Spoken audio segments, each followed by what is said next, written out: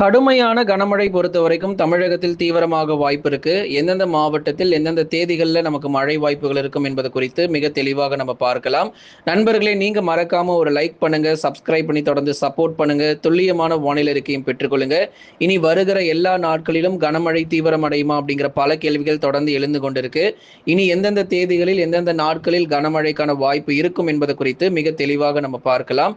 Subscribe பண்ணி support பண்ணுங்க. நண்பர்கள், உறவினர்கள் தெரியப்படுத்த மறக்காம ஷேர் பண்ணுங்க. அவங்களும் பார்த்து பயன்பெறட்டும். இனி வரப்போகிற ஒவ்வொரு நாட்களும் கனமழை பொறுத்தவரை குறிப்பாக தென் மாவட்டங்கள் மேற்கு தொடர்ச்சின்னு சொல்லி தமிழ்நாட்டில் ஒரு சில இடங்கள்ல மழை இருக்க தான் போகுது. காரணம் தென்மேற்கு பருவமழை பொறுத்த வரைக்கும் தொடங்க இருக்கிறது. இதனால நமக்கு எல்லா நாளுமே மழை பெய்யாமலாம் இருக்காது. கண்டிப்பா ஏதாவது ஒரு சில மாவட்டங்களையாவது நமக்கு மழை பெய்யாம இருக்க போறது இல்லை. ஓரளவு ஒரு 40% 50% பகுதிகளுக்காவது தினந்தோறும் மழை பொழிவுங்கிறது வந்து கொண்டே தான் இருக்கும். அது எந்தெந்த மாவட்டத்தில் ஒவ்வொரு நாளும் மழை தீவிரமாகும் அப்படிங்கிறது தான் தினந்தோறும் வானிலை அறிக்கையில் நம்ம சொல்லி கொண்டு இருக்கிறோம். அதனால நீங்கள் எல்லா நாளும் வானிலை அறிக்கை கேட்டால் மட்டும்தான் மழை வாய்ப்பு உங்கள் ஊரில் எப்படி இருக்குது அப்படிங்கிறது தெரிஞ்சுக்க முடியும். இன்றைக்கு ஒரு நாள் கேட்டு நாளைக்கு நீங்கள் வானிலை அறிக்கை கேட்காம போனீங்க அப்படின்னா அடுத்த மழை எப்போ உங்களுக்கு வரப்போகுதுங்கிற தகவல் தெரியாமலே போயிடும். அதனால தினந்தோறும் வானிலை அறிக்கையை கேட்டு நீங்கள் பயன்பெறுங்க. கனமழை பொறுத்த வரைக்கும் கண்டிப்பாக கதறவிடும். எந்தெந்த மாவட்டத்தில் கடுமையான இடி மின்னல் காற்றுடன் கூடிய கனமழை வரப்போகுது அப்படிங்கிறதையும் பார்த்து தெரிந்து கொள்ளலாம். அதுக்கு முன்னாடி லைக் பண்ணி தொடர்ந்து சப்போர்ட் பண்ணி சப்ஸ்கிரைப் பண்ணுங்க. தென்மேற்கு வங்கக்கடல் மற்றும் அதனை ஒட்டிய மத்திய மேற்கு வங்கக்கடல் பகுதிகளில் நிலவிய காற்றழுத்த தாழ்வு பகுதி வலுவிழந்து விட்டது. கடந்த 2-3 நாட்களாக ஒரு தாழ்வு பகுதி பொறுத்த வரைக்கும் வங்கக்கடலில் நிலவியதை நம்ம பார்த்தோம். நேற்றைய தினங்களிலே இந்த காற்றழுத்த தாழ்வு பகுதியானது வலுவிழந்து விட்டது. வலுவிழந்தாலும் மழை குறைய வாய்ப்பு இருக்காது. அதனால மழை நிச்சயமாக பதிவாகும். தாழ்வு பகுதி வலுவிழந்து போயிருக்கு. ஏன்னா இது புயலாக மாறுமா அப்படின்னு பலருடைய எதிர்பார்ப்பாக இருந்தது. இந்த தாழ்வு பகுதி அப்படியே தாழ்வு மண்டலமாக மாறி ஒரு புயல் சின்னமாக உருவெடுக்கணும் அப்படிங்கிறது தான் பலருடைய தொடர்ந்து நிறைய பேர் கேட்டிருந்தீங்க, இது புயலா மாறுமான்னு சொல்லி. ஆனா இந்த தாழ்வு பகுதி பொறுத்த வரைக்கும் புயலாக மாறாமல் அதே பகுதிகளில் நமக்கு வலுவிழந்து போயிருக்கிறத நம்ம பார்க்கிறோம். இன்னொரு பார்த்தீங்க அப்படின்னா சுமார் 3.1 கிலோமீட்டர் உயரத்தில் குமரி கடல் மற்றும் அதனை ஒட்டிய பகுதிகளின் மேல் ஒரு வளிமண்டல சுழற்சி பொறுத்த வரைக்கும் நிலவி கொண்டிருக்கு. இன்னொரு சுழற்சியுமே நம்ம இந்த இடத்துல பார்த்துட்டு இருக்கிறோம். ஒரு பக்கம் காற்றழுத்த தாழ்வு பகுதியானது வலுவிழந்து போயிருக்கு. இன்னொரு பக்கம் 3.1 கிலோமீட்டர் உயரத்தில் குமரி கடல் மற்றும் அதனை ஒட்டிய பகுதிகளின் மேல் ஒரு வளிமண்டல சுழற்சி பொறுத்த வரைக்கும் நிலவுகிறத நம்மளால பார்க்க முடிகிறது. தொடங்கும் பருவமழை தென்மேற்கு பருவமழை கேரள பகுதிகளில் முன்கூட்டியே மே 26ஆம் தேதி முதல் தொடங்குறதுக்கான வாய்ப்புகள் இருக்கிறது. அதனால எப்பொழுதுமே நமக்கு ஜூன் முதல் வாரத்துல தான் பருவமழை தொடங்கும். ஆனா இன்றைக்கு குறிப்பா இந்த வருஷத்துல நமக்கு ஒரு 5-6 நாட்கள் முன்பதாகவே பருவமழை தொடங்குகிறது. ஒரு வாரத்துக்கு முன்பதாகவே நமக்கு தென்மேற்கு பருவமழை பொறுத்த வரைக்கும் தொடங்க இருக்கிறது. இதனால மழை வாய்ப்பு ஏதாவது கூடுதலா பதிவாகும் அப்படின்னா சராசரியாக பெய்ய வேண்டிய மழை தான் பெய்யும். என்னதான் பருவமழை முன்னாடியே தொடங்கினாலும் சராசரியாக பெய்ய வேண்டிய மழை அளவு தான் இருக்குமே தவிர எங்கேயும் கூடுதல் மழை பொழிவு அப்படிங்கிறதும் இருக்க போறதில்லை. ஏன்னா தென்மேற்கு பருவமழையானது கேரள பகுதிகளில் 26ஆம் தேதி முதல் தொடங்கி அதுக்கப்புறம் ஜூன், ஜூலை மற்றும் ஆகஸ்ட்ல ஒரு சீரான அளவு மழை பொழிவு தொடர்ந்து பதிவாகும். இதனால தமிழ்நாட்டினுடைய மேற்கு தொடர்ச்சியில வலுவான கனமழைகள் மே இறுதி மற்றும் ஜூன் முதல் வாரத்துல தொடர்ந்து நீங்க எதிர்பார்க்கலாம். இதன் காரணமாக படிப்படியாக வருகிற நாட்களில் கேரளா மற்றும் கர்நாடகாவில் கடுமையான கனமழை புரட்டி போடும். எர்ணாகுளம், கோழிக்கோடு, அதே போல திருவனந்தபுரம் மற்றும் அதன் சுற்றுவட்டார பகுதிகள், கொச்சி மற்றும் அதன் சுற்றுவட்டார பகுதிகளிலும் கேரள மாநிலத்தினுடைய கடலோர பகுதிகளில் பருவமழை ஆரம்பித்த பிறகு நமக்கு கனமுதல் மிக கனமழையானது தீவிரமாக ஆரம்பிச்சிடும். இப்பவே அவ்வப்போது சீரான அளவில் மழை பெய்து தான் இருக்கு.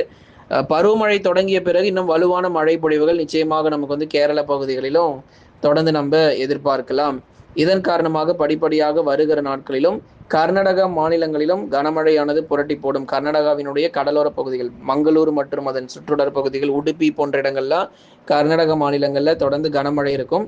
இன்னொன்று எடுத்து பார்த்தீங்கன்னா பெங்களூர் மற்றும் அதன் சுற்றுவட்டார பகுதிகள், பெங்களூர் பட்டணங்களிலும் அவ்வப்போது சில சமயங்களில் இடியுடன் கூடிய கனமழை பொறுத்த வரைக்கும் தீவிரமாகும். பெங்களூர் பகுதிகளிலும் பரவலான மழை பொழிவுகள் அவ்வப்போது மாலை அல்லது இரவு நேரங்கள் நீங்கள் எதிர்பார்க்கலாம். பெரும்பாலும் பகலில் வெயில் மட்டுமே இருக்கும். மாலை அல்லது இரவு நேரங்களிலேயே மழை வாய்ப்புகளும் தொடர்ந்து எதிர்பார்க்க முடியும்.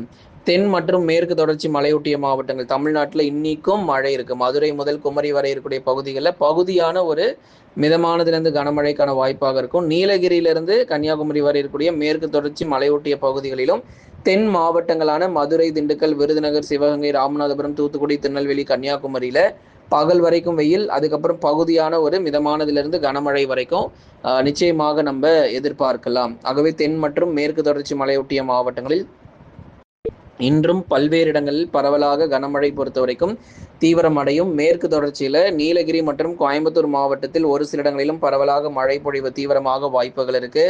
அதே மாதிரி தேனி மற்றும் தென்காசியிலும் சில சமயங்களில் விட்டுவிட்டு அவ்வப்போது பருவமழை பொறுத்த வரைக்கும் தீவிரம் அடையும். ஆகவே தென் மற்றும் மேற்கு தொடர்ச்சி மலையொட்டிய மாவட்டங்களில் இன்றும் பல்வேறு இடங்களில் பரவலாக கனமழை பொறுத்த வரைக்கும் தீவிரமாக பதிவாகக்கூடும். ஆகவே இந்த இரண்டு பகுதிகளுமே மிக முக்கியமானதாக நம்ம பார்க்கிறோம். மதுரை முதல் குமரி வரை, அப்புறம் நீலகிரி முதல் தென்காசி வரை இந்த இரண்டு பகுதிகளுமே மிக முக்கியம். ஏன்னா 40 முதல் 50% மழை பொழிவுகள் இந்த இடங்களிலேயே அடுத்து வரக்கூடிய 2 தினங்களுக்கும் பதிவாகிறதுக்கான வாய்ப்பாக இருக்கும்.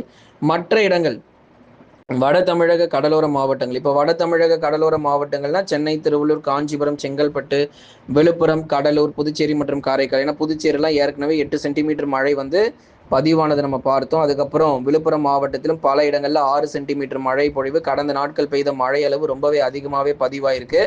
நேற்றைய தினத்தில் செங்கல்பட்டு மாவட்டத்தில் சில இடத்துல பரவலாக நமக்கு மழை பொழிவு பதிவானது. செங்கல்பட்டு மாவட்டத்தில் வானம் ஓரளவு மேகமூட்டமும் ஆங்காங்கே சில இடங்களில் பகுதியாக ஒரு மிதமான மழை பொழிவும் செங்கல்பட்டு மாவட்டத்தில் வந்ததை பார்த்தோம். அதே மாதிரி காஞ்சிபுரம் மாவட்டத்திலும் பகுதியான மிதமான மழை இருக்கும். மாவட்டம் முழுவதும் எதிர்பார்த்தா கண்டிப்பாக மழை இருக்காது. ஏதாச்சும் ஓரிரு இடங்களில் மட்டுமே நமக்கு மழை பொழிவாக இருக்கக்கூடும். ஏன்னா நேற்றைக்கு வந்து பார்த்தீங்கன்னா பல மாவட்டங்களில் மழை வந்திருக்கு. நீலகிரி, கோயம்புத்தூர், தேனி, தென்காசி, செங்கல்பட்டு, காஞ்சிபுரம், மதுரை, திண்டுக்கல், விருதுநகர், ராமநாதபுரம், புதுக்கோட்டை, திருச்சி, நாமக்கல், கரூர், திருப்பூர், ஈரோடு, தருமபுரி மற்றும் கிருஷ்ணகிரி போன்ற மாவட்டங்களிலும் பரவலாக நேற்றைய தினங்களில் தொடர்ந்து கனமழையானது. இந்த உள் மாவட்டங்களில் பல்வேறு இடங்களில் மழை பொழிவு வந்ததை பார்த்தோம். அதே மாதிரி வேலூர் மாவட்டத்திலும் சில இடங்களில் விட்டு விட்டு பரவலாக கனமழையானது தொடர்ந்து தீவிரமாக பதிவானது. அடுத்ததாக நம்ம பார்க்க போறது கடந்த 24 மணி நேரத்தில் பதிவான மழை அளவு. இன்னைக்கு வந்து டெல்டா மாவட்டங்கள் மயிலாடுதுறையிலிருந்து புதுக்கோட்டை வரை இருக்கிற டெல்டா பகுதிகளில் பகுதியான ஒரு மிதமானதுலேருந்து கனமழையா இருக்கு. ஏதாச்சும் சில இடங்கள்ல மட்டும்தான் இருக்கும். எல்லா இடங்களும் மழை நம்ம டெல்டாவில் எதிர்பார்க்க முடியாது. குறிப்பா அந்த புதுக்கோட்டை, திருச்சி பக்கம் இன்றைக்கும் பரவலாக சில இடங்கள்ல மழை பொழிவுகளும் எதிர்பார்க்கலாம் பகல் நேரங்களுக்கு அப்புறம். ஆகவே தொடர்ந்து நீங்க வானிலை அறிக்கை கேளுங்க. கடந்த 24 மணி நேரத்தில் பதிவான அதிகபட்ச மழை அளவு பொறுத்த வரைக்கும் அரியலூர்ல 7 சென்டிமீட்டர் மழை பொழிவு, திருச்சியில் 7 சென்டிமீட்டர் மழை பொழிவு, தஞ்சாவூர்ல 6 சென்டிமீட்டர் மழையும், திருவாரூரில் 6 சென்டிமீட்டர் மழையும், கரூர் மாவட்டத்தில் 5 சென்டிமீட்டர் மழையும், பெரம்பலூரில் 5 சென்டிமீட்டர் மழை பொழிவும், நாகப்பட்டினம் மாவட்டத்தில் 3 சென்டிமீட்டர் மழை பொழிவும், கடலூர் மாவட்டத்தில் 2 சென்டிமீட்டர் மழை பொழிவும் பதிவாகி இருக்கிறது. பாருங்க எவ்வளவு மழை பொழிவு பாருங்க. தமிழ்நாட்டில் அரியலூர் மற்றும் திருச்சியில கிட்டத்தட்ட கன முதல் மிக கனமழை நோக்கி நம்ம போயிட்டு இருக்கிறோம். கனமழை உறுதியா வந்து பதிவாகும் அப்படின்னு சொல்லியிருந்தோம். அரியலூர், திருச்சி, தஞ்சாவூர், திருவாரூர், கரூர், பெரம்பலூர்ல கூட ஓரளவு நல்ல கனமழையானது பதிவாகி இருக்கு. தொடர்ந்து இனி வரும் நாட்களிலும் கோடை மழை பொறுத்தவரை தொடர்ந்து தீவிரமடையும். தென்மேற்கு பருவமழையும் தொடங்க இருக்கக்கூடிய இந்த சூழ்நிலையில் கடந்த 24 மணி நேரத்தில் பதிவான அதிகபட்ச வெப்பநிலை பொறுத்த வரைக்கும் வேலூர் மாவட்டத்தில் 38.6 டிகிரி செல்சியஸாக பதிவாகி இருக்கு.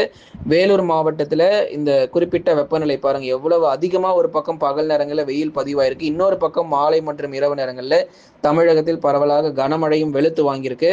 இனி வரப்போகிற நாட்கள் இதே மாதிரி தான் இருக்கும். பகல் நேரங்களில் 38, 39ன்னு சொல்லி வெயிலின் தாக்கம் அதிகமாக பதிவாகும். அதே சமயங்களில் மாலை மற்றும் இரவு நேரங்களில் படிப்படியாக கனமழை பொழிவுகளும் நிச்சயமாக அதிகரிக்கக்கூடும். லைக் பண்ணுங்க, மறக்காம சப்ஸ்கிரைப் பண்ணி தொடர்ந்து சப்போர்ட் பண்ணி பாருங்க.